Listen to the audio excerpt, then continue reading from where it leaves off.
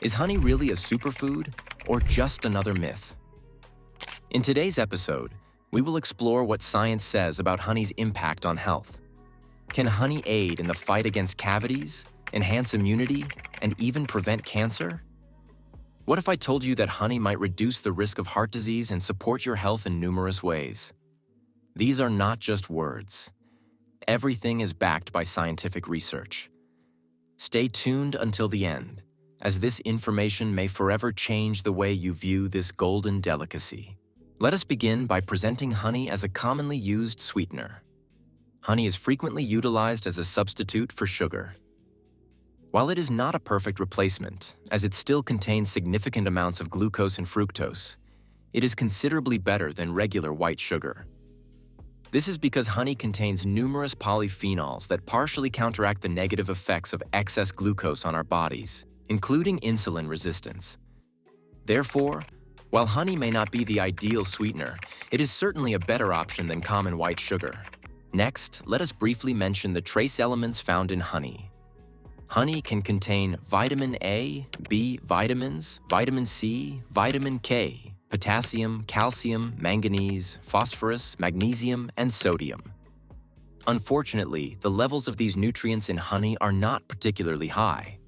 Thus, we cannot claim that honey is an ideal source of the aforementioned nutrients. So what accounts for honey's numerous health-promoting properties? Honey contains various polyphenols and phenolic acids, approximately 100 milligrams per 100 grams of honey. Among these are camphorol, isorhamnitin, myricetin, quercetin, luteolin, apigenin, and chrysin, as well as caffeic, chlorogenic, ferulic, p-coumaric, and ellagic acids. It is these compounds that contribute to honey's many health benefits. Now that we know all this, let's explore the health benefits of honey.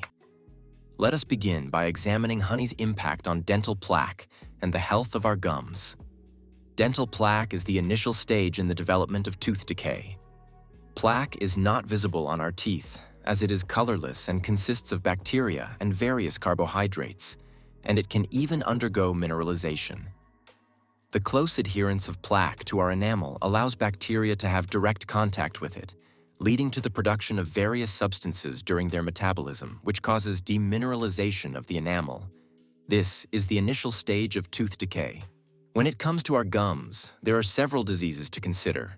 One of the most recognized is periodontitis, characterized by inflammation of the gums, which, in advanced stages, can even lead to tooth mobility and loss. Importantly, very few people are aware that periodontal diseases can affect the health of our kidneys, not just the condition of our gums and teeth. As we can see, dental plaque and gum diseases are serious pathological conditions that threaten our health.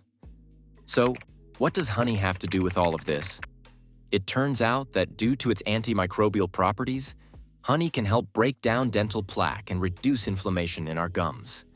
This is supported by a scientific study from 2004 titled "The Effect of Manuka Honey on Plaque and Gingivitis, a Pilot Study." The conclusions of this study suggest that Manuka honey may play a potential therapeutic role in the treatment of gingivitis and periodontal diseases. Furthermore, honey may help reduce the risk of developing gallbladder cancer. Although this is a rare type of cancer, it is worth mentioning this connection. Gallstones are deposits that form in the bile ducts due to the precipitation of bile components. Unfortunately, they can increase the risk of gallbladder cancer. This is because the outer surface of gallstones serves as a habitat for many bacteria. These bacteria not only induce inflammation in the gallbladder, which is already a carcinogenic factor, but they also produce various other substances that can lead to the development of cancer. Before I explain the connection between honey and the aforementioned conditions, let me present the first piece of scientific evidence, the 2007 study, The Role of Bile Bacteria in Gallbladder Cancer. In the conclusions, we read that chronic bacterial infection of bile leading to the formation of precursors to cancer may be one of the etiological factors in the pathogenesis of gallbladder cancer and thus a target for prevention. So, we now know that various bacteria inhabit the surface of gallstones, causing inflammation in the gallbladder and producing numerous carcinogenic byproducts. What does honey have to do with all of this? It turns out that honey, when consumed internally, effectively causes the detachment of bacteria from the surface of gallstones. Consequently, these bacteria are expelled from the gallbladder and bile ducts, leaving the body through feces. This means that the previously mentioned negative effects of bacteria no longer have a place to manifest. Let me present a scientific piece of evidence. A 2018 study titled In Vitro Biofilm Formation of Salmonella typhi on Gallstones and Its Disruption by Manuka Honey. Next, it is important to mention that honey may help us combat stomach ulcers. The most common cause of stomach ulcers is the bacterium Helicobacter pylori. A significant challenge in treating this bacterium is antibiotic resistance.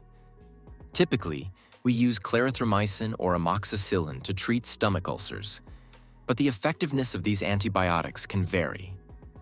However, it has been found that adding honey during the course of antibiotic treatment increases their effectiveness, thereby improving the number of cases cured of stomach ulcers caused by this bacterium. To support this, let me present another scientific study. A 2006 study titled Antibacterial Activity of Honey Against Helicobacter pylori.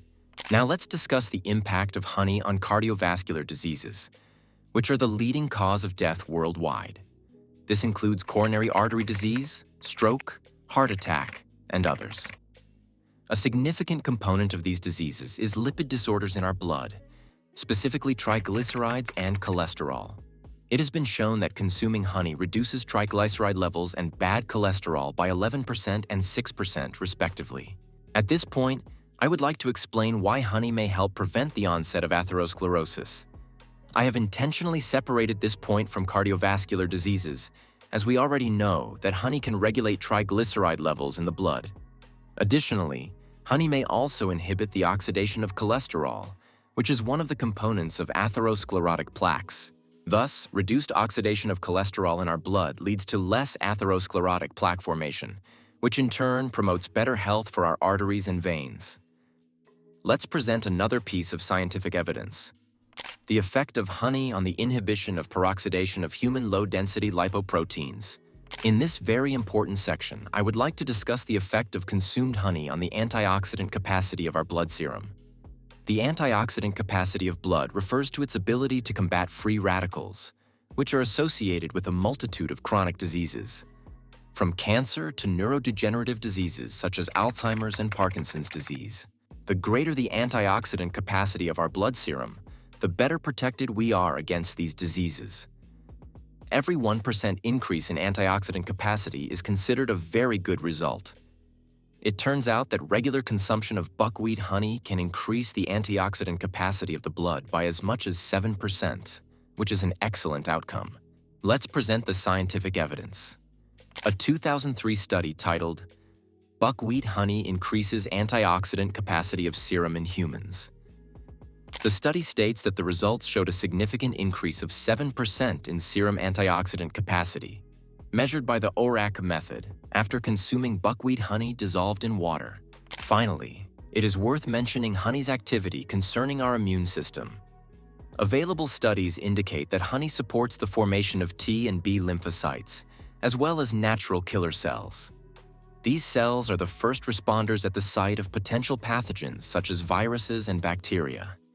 Therefore, enhancing the production of these immune cells is certainly significant for our overall health. Now, I would like to briefly address the recommended way to consume honey. It is estimated that 2 to 3 teaspoons of honey should be the optimal daily amount. If you sweeten your tea with honey, remember not to pour boiling water over it, as a large amount of the active substances in honey can become inactivated. Ideally, the tea should be below 40 degrees Celsius, which is 104 degrees Fahrenheit.